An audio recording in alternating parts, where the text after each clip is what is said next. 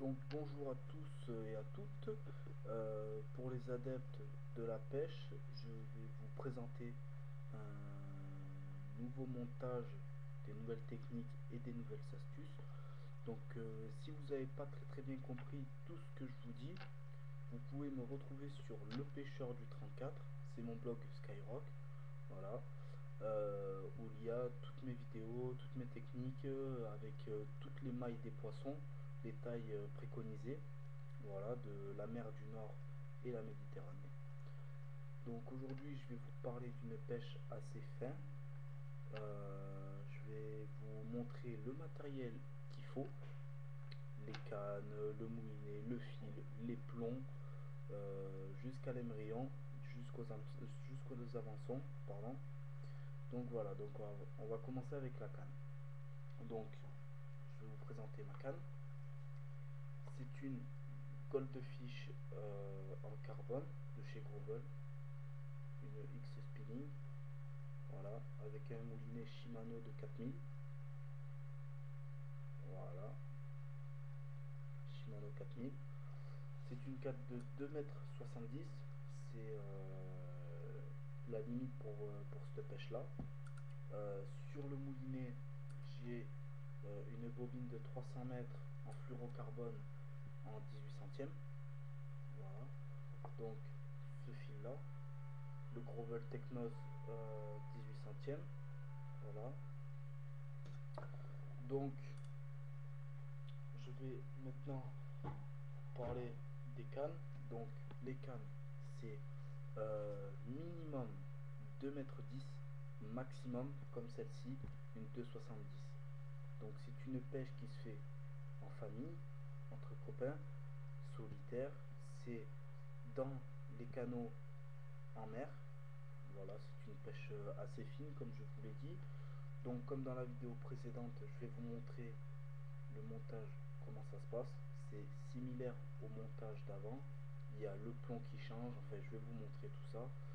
Et si vous voulez, vous me dites ce que vous en pensez avec vos commentaires comme d'habitude. Donc toujours avec la bobine de fil. Donc on va dire que c'est mon moulinet. Voilà. Donc pour les plombs, c'est très simple. Ça part. Alors, vous allez comprendre pourquoi je vous dis que c'est une pêche assez fine, puisque le maximum c'est du 10 grammes. Voilà. Et le minimum c'est du 5 grammes. Donc en taille, hein, il y a une taille de différence. Pas trop non plus, mais en poids on le sent très bien. Donc on va prendre le 5 grammes. Donc toujours pareil, je fais entrer le fil dans le plomb. Si je veux bien rentrer, bien sûr.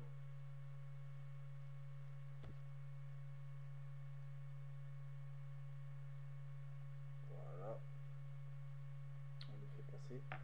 Donc contrairement à la vidéo précédente, je vais vous montrer ce qu'il faut en perles.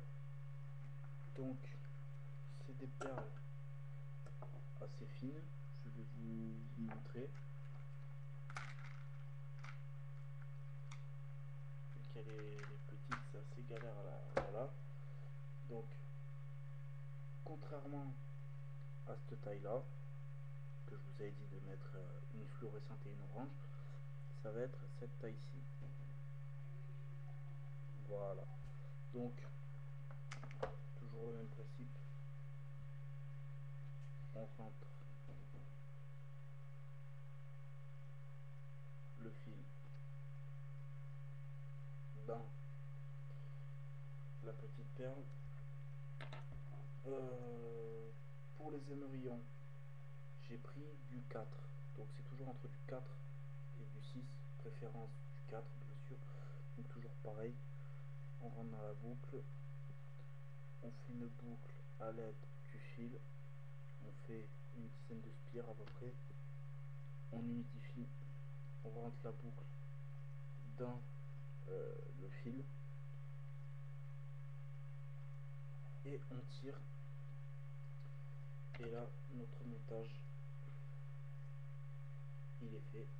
On coupe l'excédent de fil, voilà, et là subitement notre montage est fait.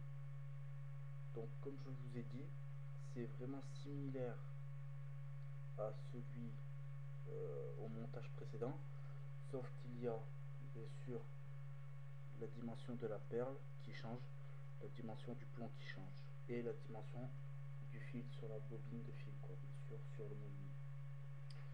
Donc question, maintenant on va parler question hameçon. Les hameçons, moi j'utilise ça, donc on peut trouver de partout en commerce. Donc du numéro 8 en 28 centièmes et du numéro 6 en 30 centièmes. Le problème qu'il y a, c'est que 30 centièmes c'est un peu trop gros. Donc moi ce que je fais personnellement, c'est que le 8 je le garde, voilà. Par contre ce que je fais, c'est que pour le numéro 6 c'est moi qui le monte. Donc là ça a été monté directement comme ça. Donc moi le 6 c'est moi qui le monte. Là c'est pareil, hein, j'en ai, c'est par contre après là c'est du 6 et du 4. Voilà, le 6 toujours en 30 centièmes. Voilà. Donc c'est pour ça que je préfère le monter. En bas de ligne, vaut mieux du 18 à 22 centièmes. Moi je suis à 12 centièmes. Voilà, c'est entre, on va dire entre du 12 et du 22. Voilà, c'est le 22 c'est le maximum. On peut dire 28, on peut essayer de manger jusqu'au 28. Par contre les hameçons c'est primordial, c'est comme je vous ai dit du 6 jusqu'au 8. C'est primordial puisque pour les appâts qu'on va prendre, ça va être de la demi-dure, ça va être de la dure, ça va être des verres de sable. Vu que c'est des verres assez fins, il va falloir qu'on arrive à les enfiler sur les hameçons. Et il faut que, vu qu'on peut faire du poisson comme ceci, comme ça, ou encore plus petit, il faut qu'il y ait toute taille d'hameçon pour approprier au poisson en fait. Et que le verre, l'appât qu'on monte, soit impérativement très fin et très bien monté sur l'hameçon, sinon c'est mort. Donc comme je vous le disais tout à l'heure, moi personnellement je prends du gros Valtechnose en 18 centièmes. Voilà, c'est 3,5 kg, hein, comme je vous ai dit dans la vidéo précédemment. C'est ça le problème qu'il y a, c'est que c'est très bien, mais c'est la valeur constructeur, la valeur donnée qui donne quand il fabrique le fil. Mais le problème qu'il y a, c'est que moi avec ce fil là j'ai réussi à remonter une dorade de 4,5 kg parce que j'ai très bien réussi à la travailler. Maintenant si le mec il est pour rien qui tire, c'est mort. Ça c'est clair que c'est mort. Donc c'est pour ça, toujours fatiguer le poisson, toujours prendre son temps. Vaut mieux combattre avec le poisson, mais après l'avoir dans les mains ou dans la bourriche, que le poisson mettre un coup de queue, c'est terminé. Donc voilà, donc un montage simple, hein, après toujours pareil sur le bas de ligne. Le bas de ligne il va être à 1,20 m, donc après c'est plusieurs astuces, vous pouvez mettre plusieurs avançons avec un fil, un embryon à 3, le fil qui part sur le côté, et on continue, et un autre, et un autre, et un autre. Ces petits embryons que je vous parle, c'est ça, à 3. Voilà, moi j'ai fait deux avançons. Voilà, donc c'est le fil qui part de là, tac, qui arrive de l'émerillon où il y a le plomb, tout ça. Là, c'est le plomb qui part sur le côté. Et en bas, c'est pour aller attacher encore d'autres hameçons. Donc voilà, c'est sympathique à faire quand on a deux ou trois poissons sur le même bas de ligne. Donc après, voilà. Hein. Donc c'était la pêche à la dandine. Oui, petite technique aussi, vu que c'est des cannes assez légères. Donc moi perso, elle est vraiment légère vu que c'est du carbone, tout ça. Donc après voilà, soit vous pouvez la poser sur le quai comme ceci. Voilà, comme ceci, vous la posez et la canne va vibrer comme ceci. Soit, c'est le mieux, c'est voilà, c'est un peu plus sportif, c'est un peu plus pêcheur, c'est un peu plus marin, c'est vous tenez, voilà, tac, la bobine est comme ça, vous tenez le fil comme ceci. Et là, on sent toutes les pitées du poisson, puisque avec ce fil-là, ce fil n'est pas élastique du tout comme les autres fils. Donc on sent toutes les pitées du poisson, on sent vraiment toutes les petites attaques, même quand il ne mange pas d'un coup, on sent qu'il mange vraiment dessus. Donc c'est vrai que c'est assez pas mal de tenir la canne.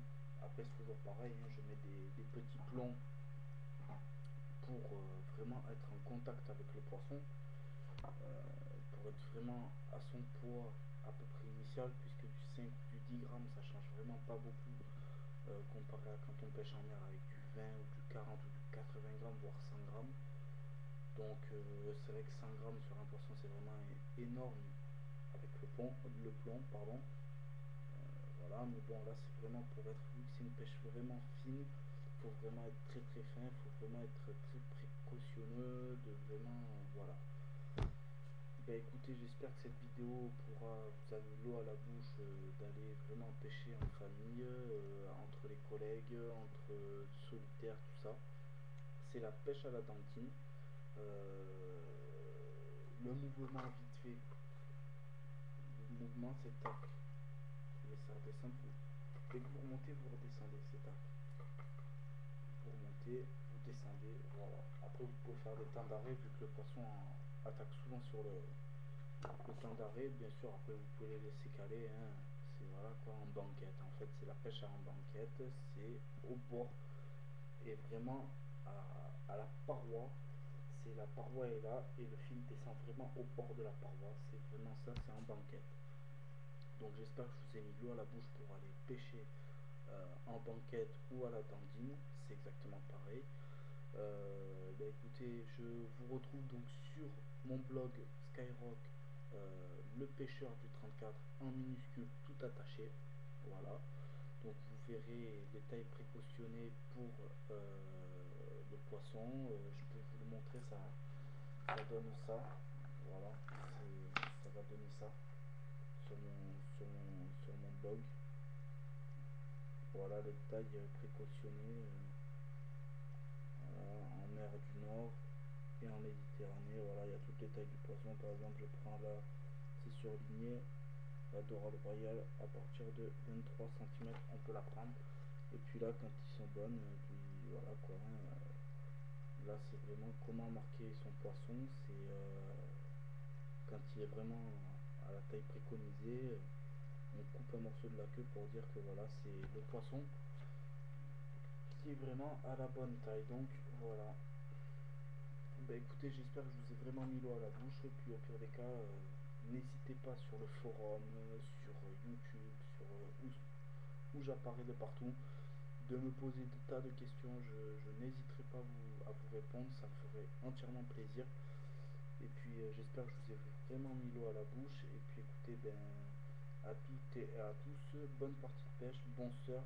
Et venez me contacter quand vous voudrez. Voilà. Allez, à la prochaine.